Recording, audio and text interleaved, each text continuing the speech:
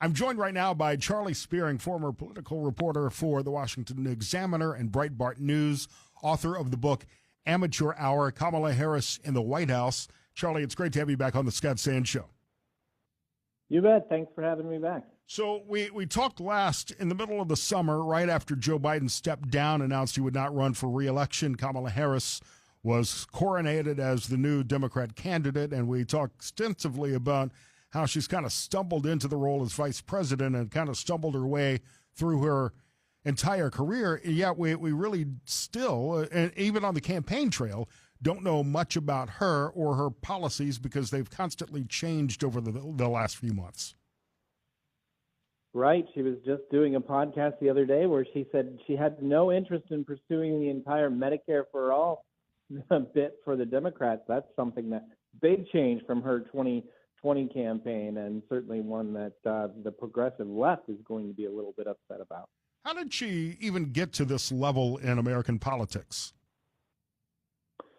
Yeah, well, she's had a series of, she's had a long political career, and she's had a lot of help from very powerful people that keep on lifting her up and putting her back on the pedestal of power, even though sometimes she falls flat on her face or struggles to sort of get past the people who have had a wide influence on her life. Right now, we see front and center the issue of Joe Biden, who personally lifted Kamala Harris out of the dumpster of the discarded presidential candidates and put her back on her pedestal as his vice president.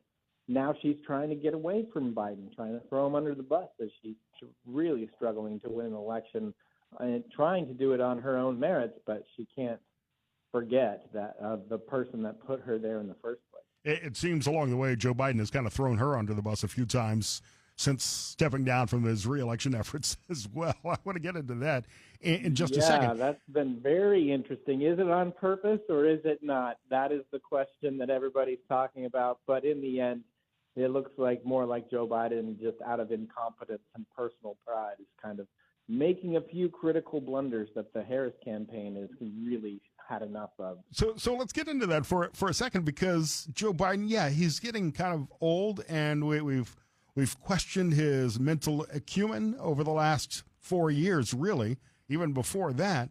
But the guy is a political operative, and he's been in politics his entire life. He's got to know what he's doing when he puts on a MAGA hat in Pennsylvania, as he did a couple of months ago. He's got to know what he's doing, and that words matter. Even if he misspoke last night, calling Trump supporters garbage, even if he was trying to reference the roast comedian that spoke in the New York City Madison Square Garden rally, he's got to know what he is saying. Still, I would like to believe anyway. Right. There's kind of two versions of Joe Biden. One is the sort of the nice, friendly, populist guy who just wants everybody to get along. And you kind of saw that when he put on the MAGA hat of the guy and was trying to find some bipartisan ground there. But then there's the other side of Joe Biden, who's increasingly grumpy and angry at people for doing things that upset him, and that's sort of why he slipped and said, we need to lock him up, referring to President Donald Trump a couple weeks ago. And now he, actually said Trump supporters are garbage. Trying to reach in and tap that rage of, trap that outrage that he can use to sort of fuel his voters to the polls, but at the same time he kind of slipped. Really creating a thorny issue for the Harris campaign. We're talking to Charlie Spiering here on the Scott Sands Show, Amateur Hour, Kamala Harris in the White House. It's available on Amazon, wherever you get your books. I think that there are two possible ways that the Biden presidency will be examined in history books. If Kamala Harris wins, he really was this bridge kind of set up for success by Barack Obama and a placeholder, someone who could defeat Donald Trump in 2020. If Kamala Harris loses, then everybody's going to look and say, well, maybe we made a mistake pushing Joe Biden out, and his legacy, I think, may be reflected more strongly if Donald Trump wins this year. Well, it's certainly going to be a nasty time for Democrats if Kamala Harris doesn't win, because there's right now all these different factions are all working together as much as they can for the same goal, to beat Donald Trump one final time and be done with him. And in this case, if Donald Trump ends up winning, then you're going to have the Obama camp, the Clinton camp, the Biden camp, and the Harris camp all pointing fingers at each other, blaming the opposing person, and Democrats having a big soul-searching moment to see what they did wrong and how they can fix it, because this was never meant to be a significant or a tied contest. This was always meant to be an easy victory against Donald Trump against the entire Democratic establishment. There are so many political ramifications to the outcome of this election. If Donald Trump were to lose, especially overwhelmingly, the Republican Party needs to do a lot of introspection as to what their mission and platform will be. If Donald Trump wins, especially overwhelmingly, then the MAGA world has firmly grasped hold of the GOP moving forward. And you're looking at a J.D. Vance presidency perhaps in 4 years. Right. If Donald Trump loses, then I'd fully expect that the sort of the newly reformed Trump version of the Republican Party is going to have to adjust a little bit as far as their messenger. But I do think that the message has really resonated with the American people in a way that Republicans aren't necessarily going to cast out the sort of the new priorities of the Republican Party. But I do think they will definitely be looking for a different messenger. But I think that ultimately Donald Trump's legacy of single-handedly reforming the Republican Party will remain regardless, win or lose. The book is Amateur Hour, Kamala Harris in the White House. What do we know for facts about Kamala Harris? I mean, she seems to try to be whomever she's speaking to at any given time. She has changed her platform so many times. I like to believe I know what her political beliefs are. They're quite liberal. We've heard her speak openly when there was nothing at stake about criminal reform and about immigration and about the economy. But now that she's trying to change her tune a little bit, how would she govern, perhaps, is the better question. Right. You can definitely see a victorious Kamala Harris if she does win in November. You can definitely see her trying to make, a basic appeal to the other side. But once she takes power, you're going to see her sort of weaponize the federal government to sort of put her and any Democratic agenda into law. And you definitely can believe that there will be this constant barrage of talking points and messaging against the Republican Party, trying to paint them in the most ugly way possible to make sure that the next election is not that close this time. Why has she been such a horrible candidate, both now in the primary? I mean, she is obviously, and whether I believe with her politically or not, she's obviously an educated woman. She's a very smart woman. But her, especially teamed with Tim Walz, seemed like a couple of bumbling fools.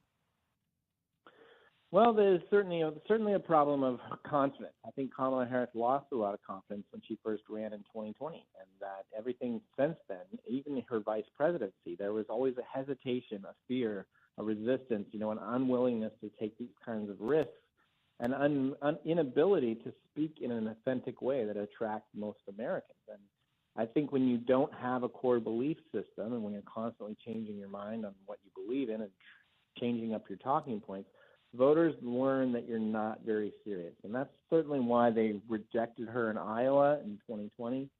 And I certainly see that happening again now. She really has to see, her problem.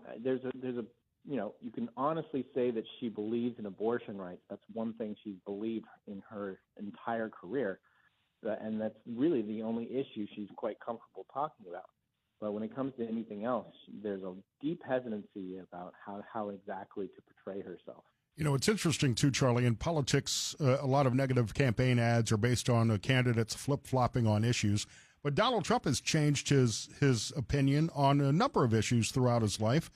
Even during this campaign, even during this particular election cycle, he's adjusted his stance on a couple of issues. And I think Americans are perhaps more forgiving than the campaign ads would allow you to believe. So if Kamala Harris had truly changed her mind on things, Well, I think many voters would have been willing to accept that if she were able to articulate the reasons why and what she would then do, and that's where she continues to fall short. That's such a great point because, yeah, Donald Trump has had the opportunity to fully explain why he changed his position on certain issues, and he's done so pretty well. Voters understand why politicians change positions and, thought about it one way and ended up choosing it another way. Donald Trump's already done that. But when it comes to Kamala Harris, she very rarely admits that she was wrong on an issue or changed her mind on an issue. She's terrified of being portrayed as a flip-flopper, and she even has people from the former presidential candidate John Kerry on her team, knowing that the idea that she was remember that John Kerry was such a big flip-flopper that the American people did not see him as a serious candidate. And I think that Kamala Harris that wants to avoid that, trying to just skate by on her record, but at the same time trying to just propose slightly more modified, moderate positions that still have some way to appeal to the general electorate. Former Washington Examiner and Breitbart News political reporter Charlie Spiering. You can find him on X, formerly Twitter, that way as well. The book is Amateur Hour, Kamala Harris in the White House. Charlie, just to kind of wrap things up, why do you think we're seeing so many party loyalists switch affiliations this year in this campaign? We're seeing Republicans like Liz Cheney support Kamala Harris. We're seeing Democrats like RFK and Tulsi Gabbard support Donald Trump. It's a very unusual year in that regards. It certainly is, and you have the sort of the institutional baked-in elite in Washington, D.C., really pivoting to sort of trying to maintain the status quo, and you have the more maverick Democrats who are basically forced out of their party and pushed away, finding a new political home in the Republican Party thanks to Donald Trump, because Trump reached out to these people, embraced their talking points, even though they don't 100% agree on everything, and brought them under the sort of the bigger tent. I think that's why you're going to see a broad-based coalition of voters who have a number of different priorities, kind of looking more towards the Republican Party because the Democratic Party has sort of really been rigid as far as, who they're going to accept into the party. Growing up in the South, we had a caucus of Southern Democrats, the Blue Dog Democrats, that I could find common ground with. Blue Dog Democrats aren't able to exist in the liberal Democrat Party anymore. That's right. It certainly has become. You look at Tim Walz, somebody who was a Minnesota congressman who really cared about gun rights and campaigned for gun rights, got an A rating from the NRA. Now he's running today as on the ticket of the most liberal presidential ticket imaginable, and certainly his NRA rating has turned into a straight F, and he's proud of it and campaigns on it. What do you think happens Tuesday? Gaze into your long history of politics and make a prediction for us for the outcome Tuesday, which we probably won't know Tuesday night. Well, I've always said if I'm in the prediction market, I would probably be some sort of political consultant making a lot more money. But at this point, I think the polling demonstrates a swing towards President Trump, and that will be the interesting thing. The Harris campaign has pivoted from a campaign of joy to negativity, and I think that they're struggling to make the case that Donald Trump would be that sort of dangerous force if elected president. I think American voters are willing to try something a little closer to what Trump exhibited during his first 4 years, and so I think the winds favor Trump at this point. The pollsters have always underestimated Donald Trump. They did in 2016, 2020. Have they got it right this time, or have they overcompensated? Have they moved too far and weighted too much in favor of Donald Trump? Yes, I've heard some political operatives talk about this, about how the 2020 models, the polling is based on 2020 models, and that those models are already outdated. And we see kind of that in these last few polls coming in. The Quinnipiac poll that just came out showed an even 50-50 for Trump-Harris. Well, that means it favors Trump because the earlier polls, showed Trump down by a couple points, or even as many as 5 points in Pennsylvania when he went to compete in 2020. So a tie for Donald Trump is guaranteed. Not a big boost, but a marginal boost for Trump. If the election is tied, I think Trump supporters will come out in bigger numbers than ever. Read the book. Get to know Kamala Harris as well as you can get to know her. Amateur Hour, Kamala Harris in the White House by Charlie Spiering. Charlie, thanks for coming on again. You bet. Anytime.